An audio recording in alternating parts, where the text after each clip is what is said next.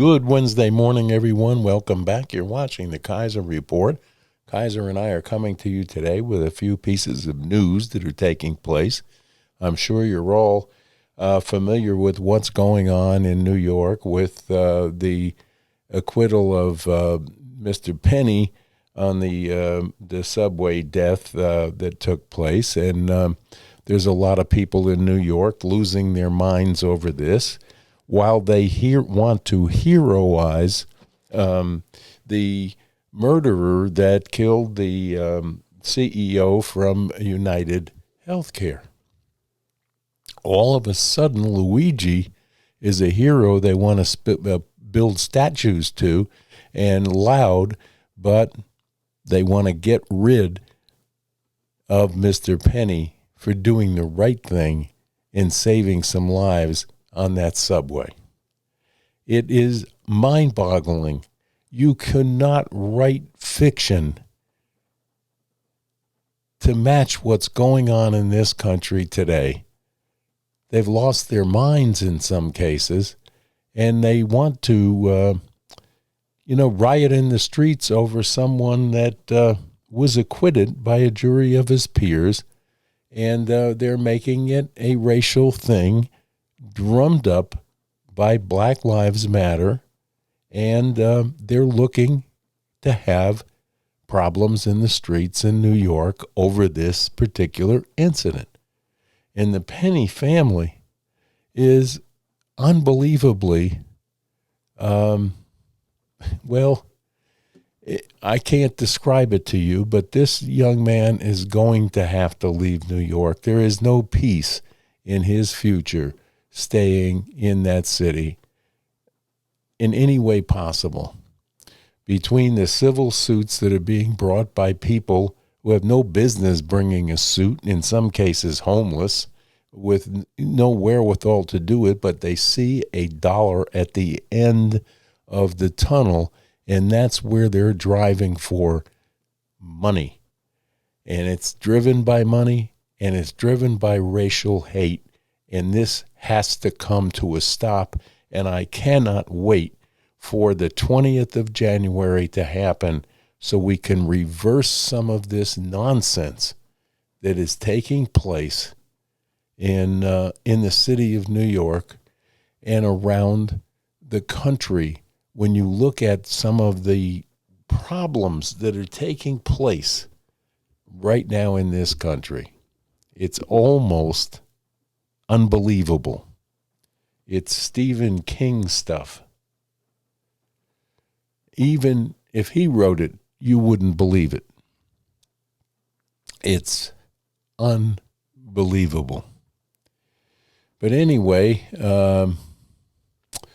in other news, you know what they've done. They've already sworn in Adam Schiff to a Senate seat. How he ever got elected in the state of California after his performance in the House and with the impeachment processes, that he had all this evidence that he could never come up with and lied on top of lies to impeach a sitting president. And now they're swearing him in early to prevent some of Donald Trump's picks from being confirmed through the Senate. And they need his little lying vote to take that out of context. Once again, take a look.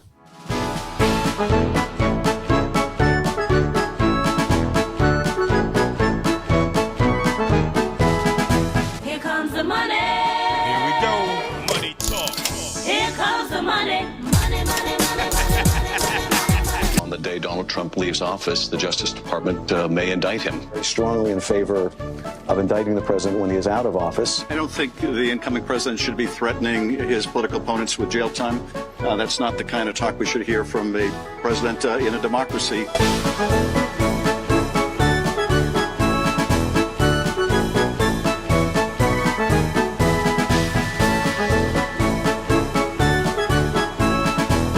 We do a little trolling. It's called We Do a Little Trolling. Senator, is your head okay after that fall? Senator?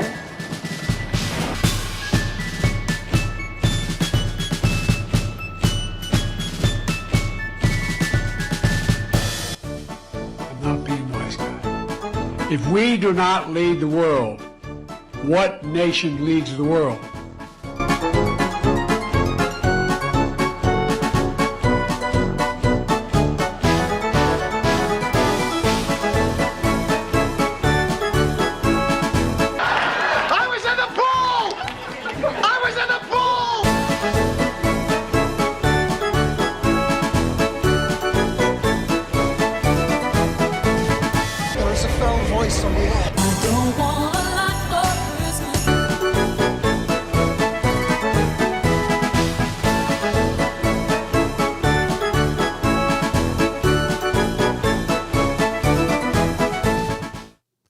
It is incredible that this is taking place. It's incredible that that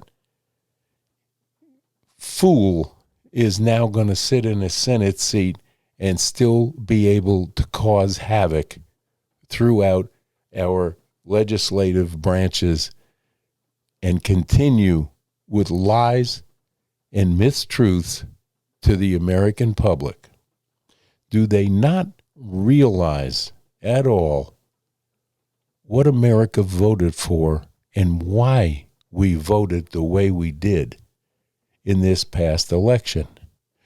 We have spoken to these idiots that are sitting in our seats in the Senate, in the House, and they continue to plot and plan a disruption for the incoming administration because they are afraid.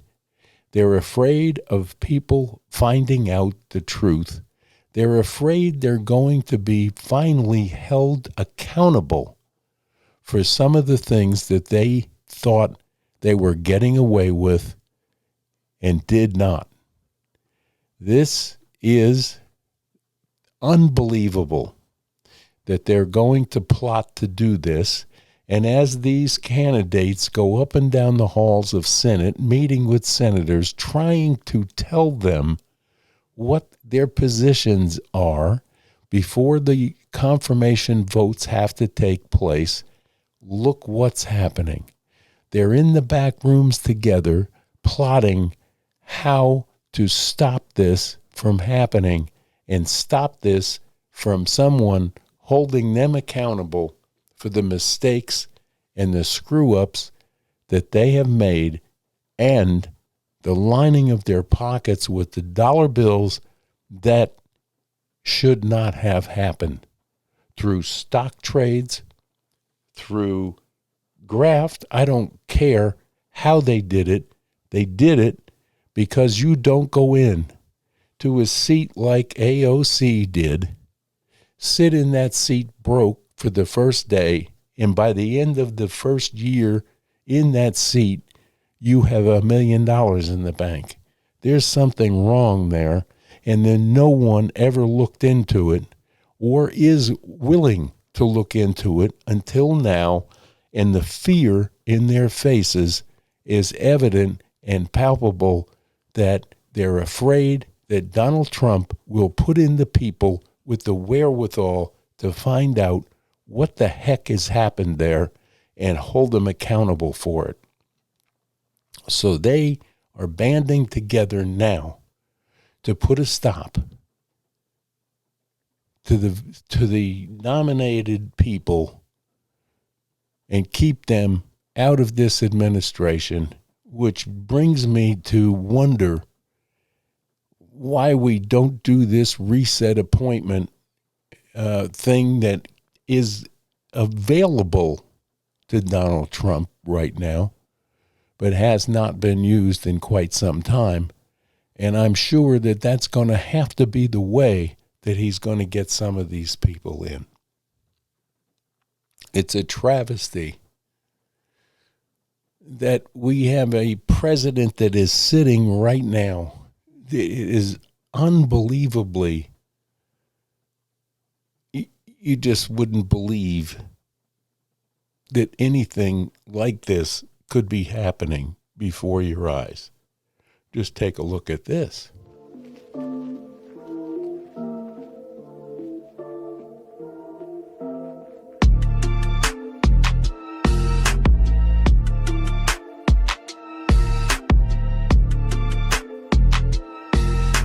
I've been vice president to the first black president in American history. A president to the first black vice president. And God willing, to the first female black president in American history. How'd that work out for you? Kamala wanted to be here today, but she's traveling. She couldn't be here. But she's always there with us. We'll always be there for her. On this day, we celebrate black excellence. We celebrate black excellence. Well, that's one way of putting it. And let's unlock more than the incredible creativity and innovation that will come from the nation's historically black colleges and universities. Helping them get through community college or a historically black colleges. As you've heard, we had a wonderful exhibit downstairs celebrating Black History Month. Her parents graduated from historic black colleges and became public school teachers. Coach Jeff Monken, who once again led the Black Knights. He won't say Black Lives Matter. He won't say Black Lives Matter. And neither do you.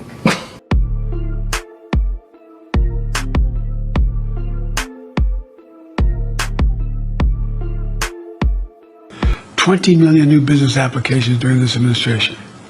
The most of any presidential term in history. A record. Black businesses ownership is doubling. Black businesses ownership is doubling. He should be embarrassed.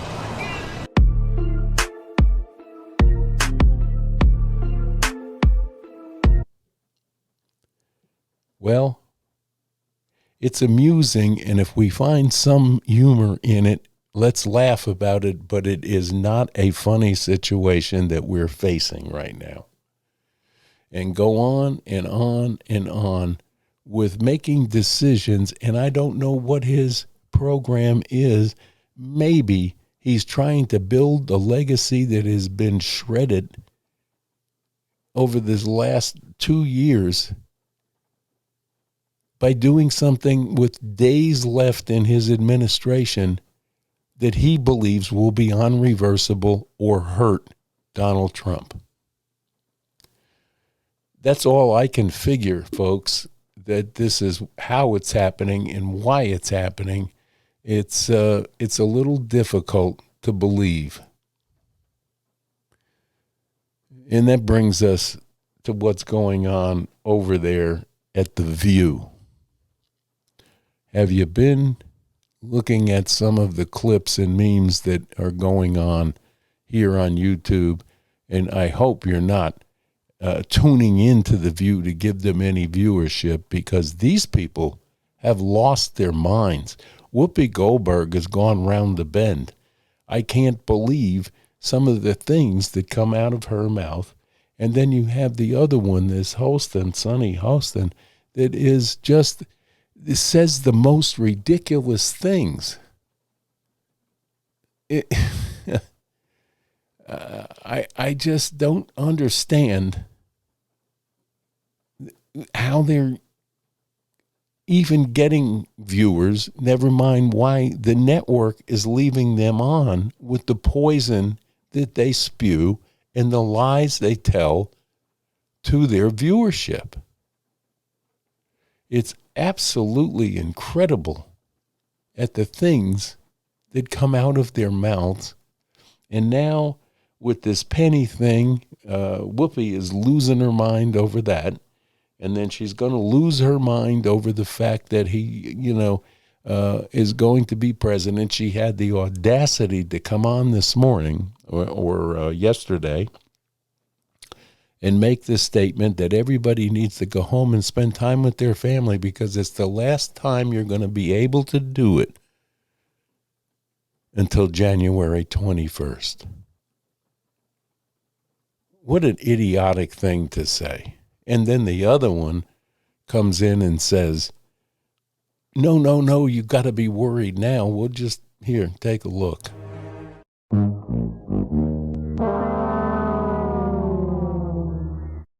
yesterday, ex-Marine Daniel Penny was acquitted on all charges in the chokehold death of homeless, mentally ill man named Jordan Neely on a New York subway last May. Now, Penny's defense was that he was de-escalating the situation after Neely threatened other commuters. And he celebrated the verdict with his lawyer while Neely's family was mourning the loss. Take a look. My son didn't have to go through this. I didn't have to go through this either. It hurts. Really, really hurts. I had enough of this. The system is rigged. Jordan came on that subway car. The first thing he asked for was food, and he was killed. And the person who killed him was not held responsible. We cannot allow this to keep happening. How do we describe and subscribe danger and who is dangerous, right? This man got onto the train and he said... Which one? Penny. The victim. The victim. I'm sorry, Neely. A former Michael Jackson impersonator. He talked about being hungry and thirsty, and he said he didn't care if he lived or died. There is no evidence that he attacked anyone. There's no evidence that he put his hands on anyone on this occasion. No one on the train would have known that he had touched someone before. Multiple people testified that. Wait a minute. There is no evidence that he attacked anyone. There's no evidence that he put his hands on anyone on this occasion. No one on the train would have known that he had touched someone before. In 2021, Neely socked a 67-year-old woman as she exited the Bowery station in the East Village in Lower Manhattan. The woman sustained a broken nose, a fractured orbital bone, and bruising, swelling, and substantial pain to the back of her head. And now back to your regularly scheduled program. Multiple people testified that he didn't approach anyone in a threatening manner. And so when you look at that and you look at the result of what happened, my question is, where is our compassion as a society?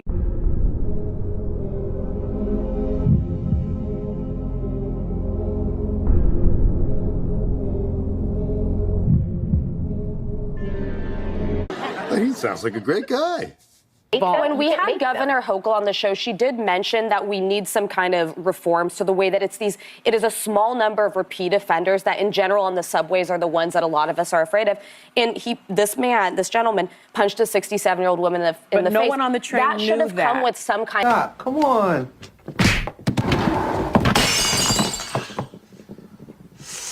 Ooh. Damn, them fake teeth are hard. Bye-bye. My question is, where is our compassion?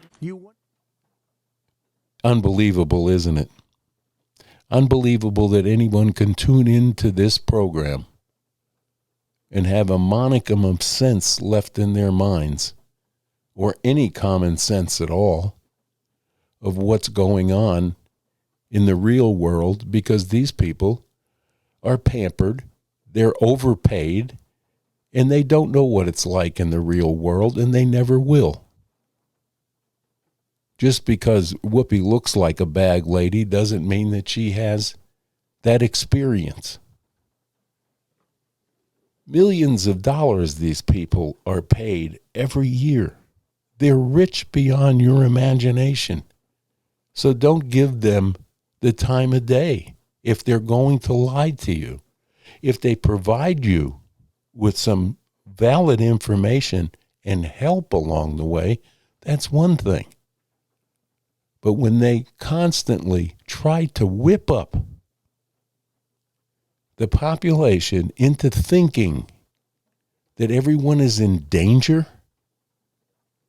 because of an election that was won by a man that we already have a 4-year track record on, that didn't disrupt anything. In fact, we had a good economy, we had peace across the world, and we had hope that it would continue until Biden and Harris stepped into the Oval Office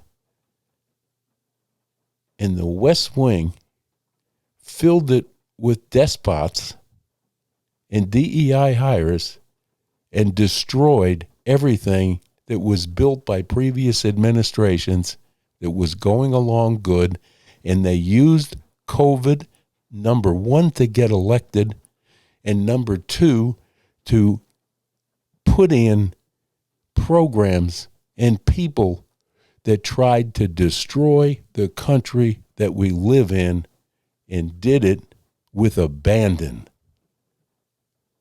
And now they were taught by the American people that we didn't care for the way they took on the government jobs that they were voted in for. And then we told them through the election process that we were sick and tired and we don't want any more of this. Yet they continue to think they can turn it around. These idiots on The View will even try to tell you that there's a recount coming. What goes on with these people? Where do they get their information? And why are they so afraid of a man that's trying to help this country get back on track and do the right thing for everyone? If they're upset about people that are in this country illegally and may be dealt with,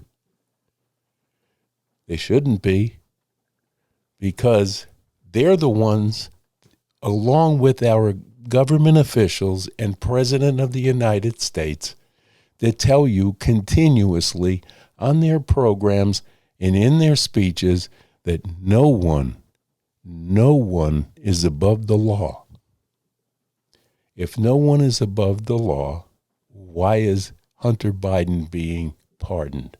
And no one is above the law, why are they going after fake trials to keep an opponent from running for office against them?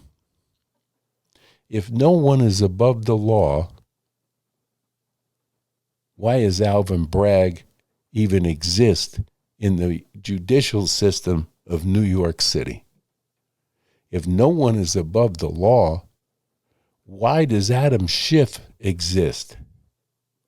Why does Nancy Pelosi get away with what she gets away with? If no one is above the law, why are they pardoning almost all of their cabinet to protect them from the outstanding piss-poor job that they have accomplished? If no one is above the law, why is Mayorkas now begging Biden for a pardon? A blanket pardon so he can't be brought up on charges for the crimes he has committed. If no one is above the law, why do 21 million illegal entries into this country are not prosecuted? Why is it a fear of returning these people when they have broken the law?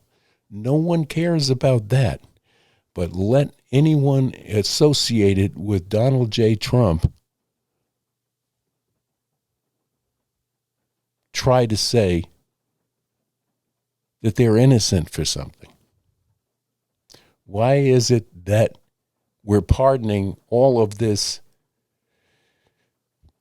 cabinet that is actually caused crimes by letting in? Let's just take one crime. Letting in 21 million illegal entries into this country and providing them with all the necessary needs they need to live a very comfortable life, while our veterans and our citizen homeless are in the street, in tents, and not getting care. Why is it that FEMA got away with what they did in Florida with the Trump signs, and in western North Carolina, eastern Tennessee, southwest Virginia? If you had a Trump sign, you weren't going to get any help from them. And don't get me started on the $750 that our vice president deemed was okay. When we have people from Maui fires years ago that got $700 handed to them, and that was it. But yet we can turn around and give Africa $1 billion. Yet we can turn around and give $720 billion in aid to Ukraine with no accountability of where that money went. No one is above the law? Well, the Democrats better realize that they are not above the law, and they should be prosecuted, and the fear of them being prosecuted is why they're going to hold up these administration nominees from being confirmed. And it's being driven by people like Schumer, Pelosi, and Schiff, and Nadler, the man who never passed up a hot dog stand. These people should be held accountable. But no, they'll be pardoned because they are arrogant enough to believe that they are above the law. And yes, if you entered this country illegally, you are a criminal. You're not a refugee. You're not an asylum seeker. You're a criminal, and you are not above the law, and you will be returned to where you came from. And if you have a criminal record, you're not staying in this country. This is not what our Statue of Liberty says. It doesn't say, send us your criminals, which is what's been happening. And we need to get hold of this, and we have an elected official coming into office on January 20th that has the plan to fix the things, or at least start the process of fixing things for the next 4 years. So there you have that. And it's almost incredible what Joe Biden is getting away with in his latter years and with days left in the White House. What some of the nonsense it will. Here, take a look at the real Joe Biden right here.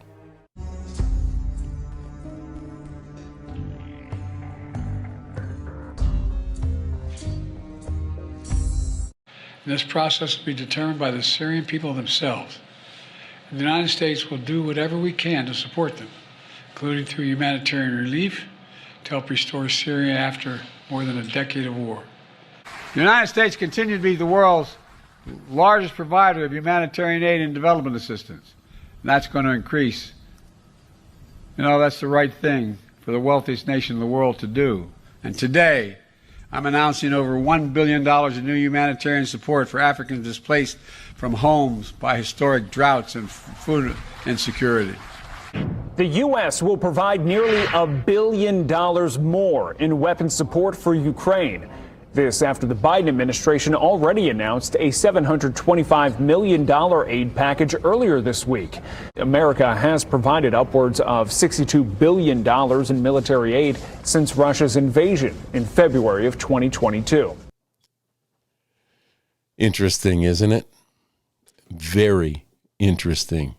What is he up to?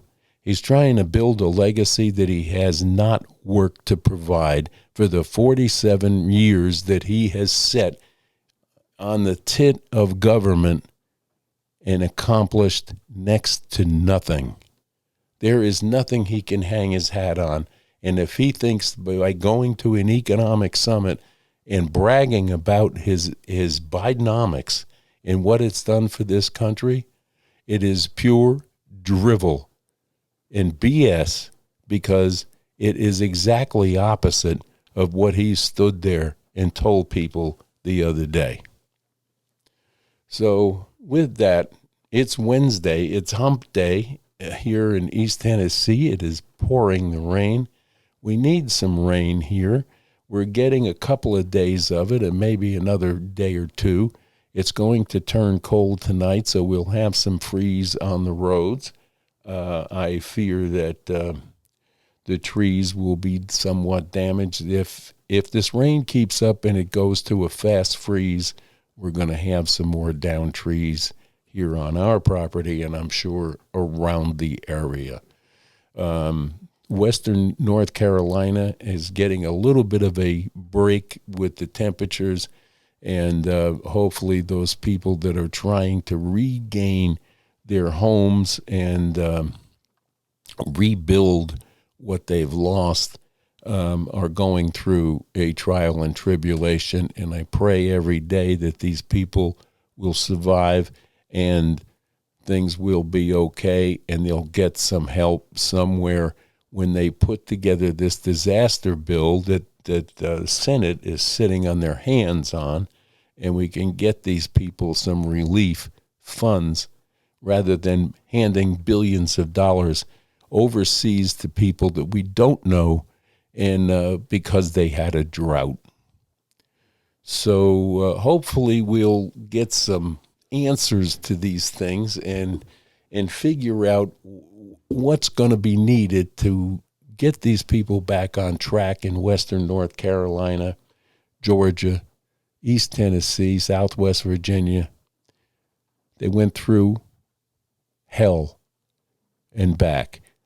And these are the people that we should be taking care of with our tax dollars.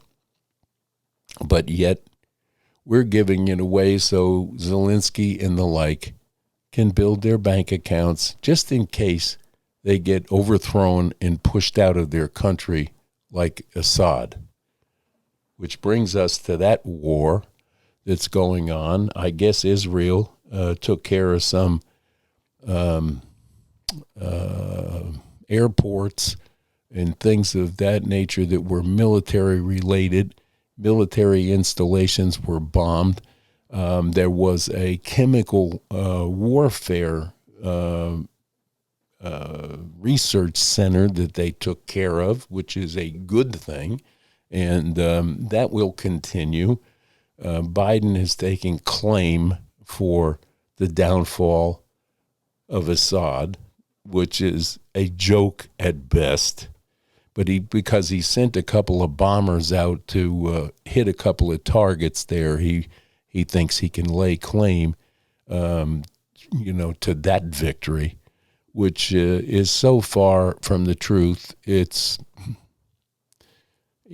kind of like magic that he can come up with that. But why he's doing the things he's doing with the days left that he has to be in power is a clear and present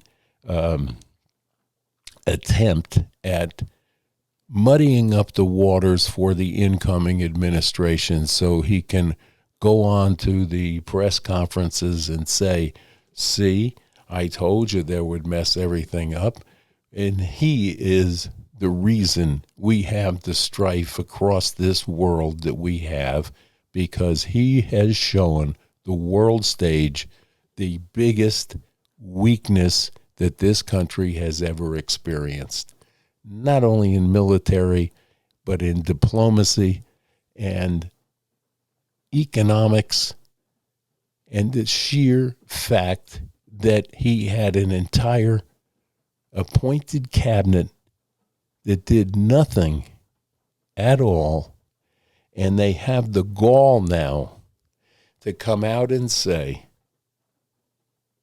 it's unbelievable that they're saying that the Trump picks for this cabinet are not capable of handling those jobs. This being said by the people who put together a cabinet of fools. Well, just take a look at this and tell me what you think.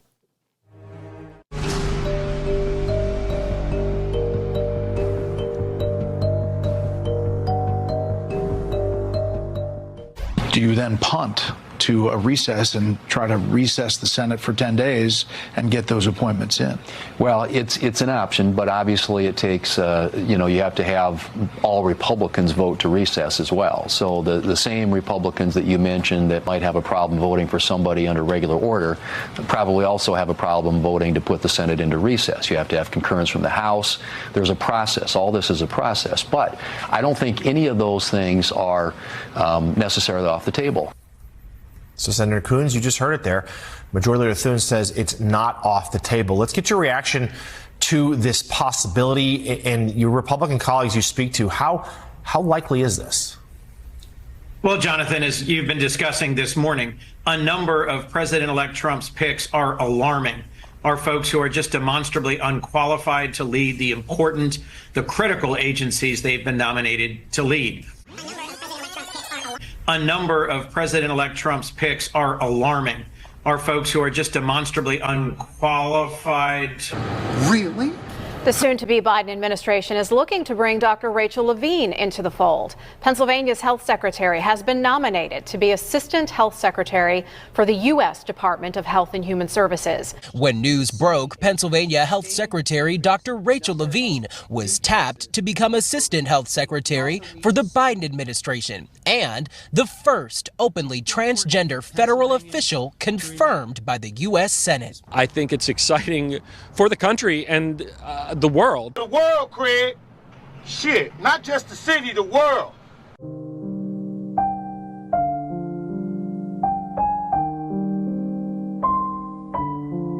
The power of freedom is that ability to be oneself isn't necessarily hindered, but is rather celebrated. I'm a gender fluid individual who walks the halls of Congress. Talk about the power of being free every day to hear my stilettos click on those marble floors and yet know that I deserve to be in that room just as much as anybody else. Wait for it. Well, a top nuclear waste official no longer employed with the Energy Department after being accused of stealing luggage at an airport for the second time this year. Sam Brinton caught on surveillance video in September appearing to take a woman's suitcase from an airport in Minnesota and also facing charges for a similar theft in July in Las Vegas. Alarming. Are folks who are just demonstrably unqualified.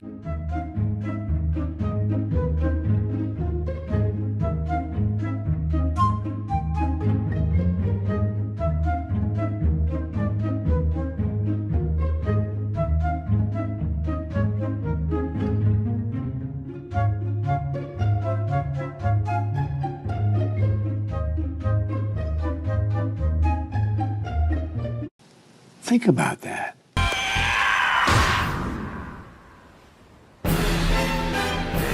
What the?